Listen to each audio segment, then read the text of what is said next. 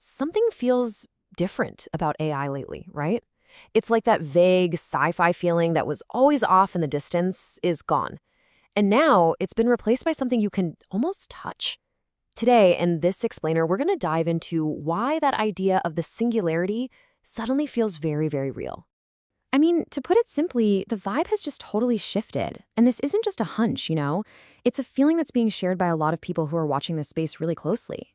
It's like we've crossed some kind of invisible threshold without even realizing it.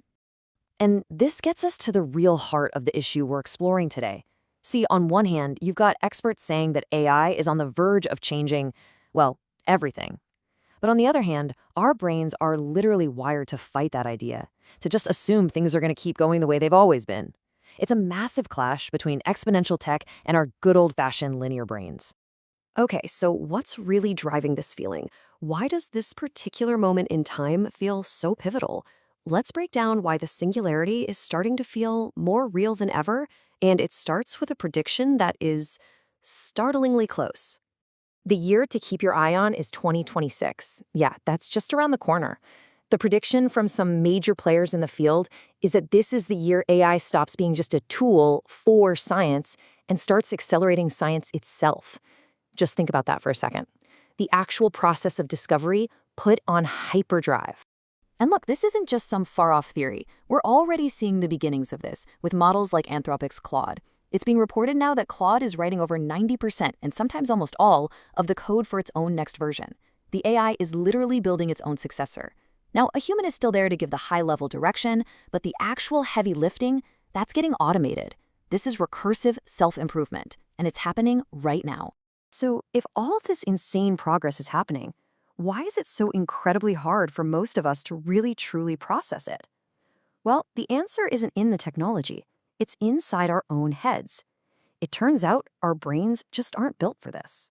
The big idea here is something called normality bias, and it's a really powerful blind spot we all have.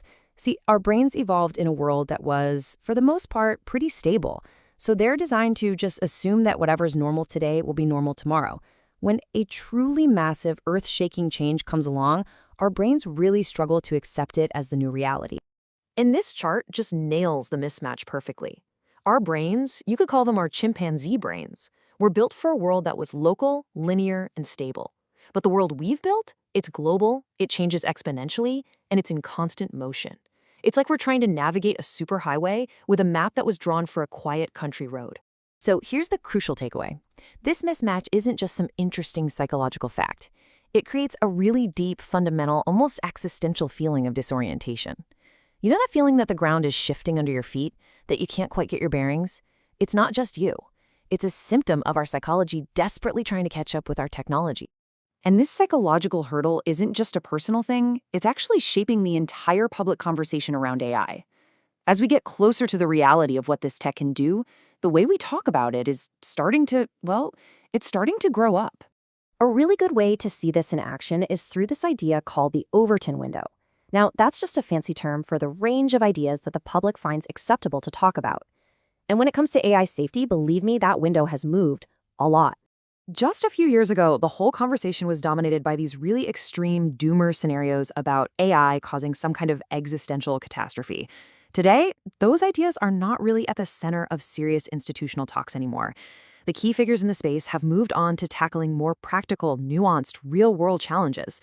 In a strange way, the conversation has become less sensational and, as the source material points out, a whole lot more boring, which, funnily enough, is actually a huge sign of progress. Okay, so this more mature conversation demands new ways of thinking.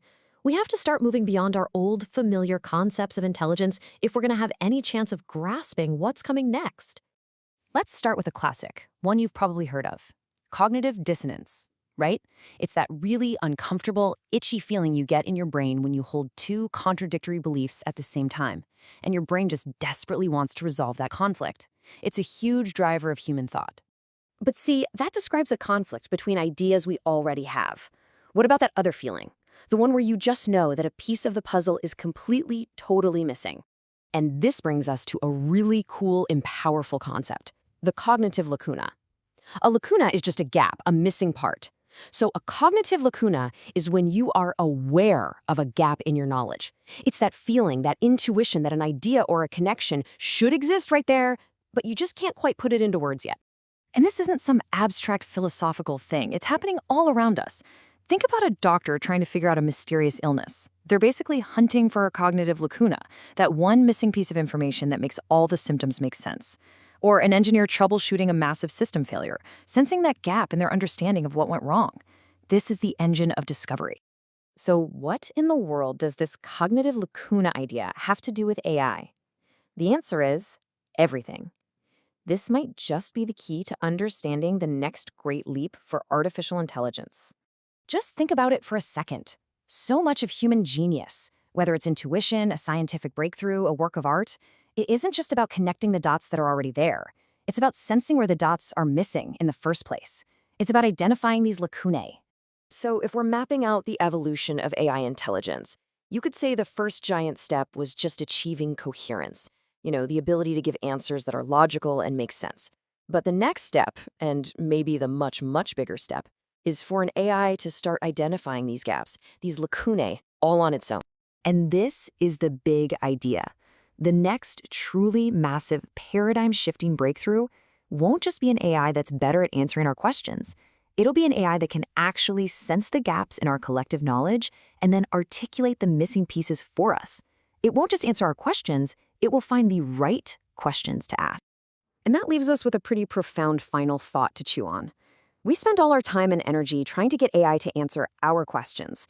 But what happens when it starts finding and maybe even answering the questions we don't even know we're supposed to be asking?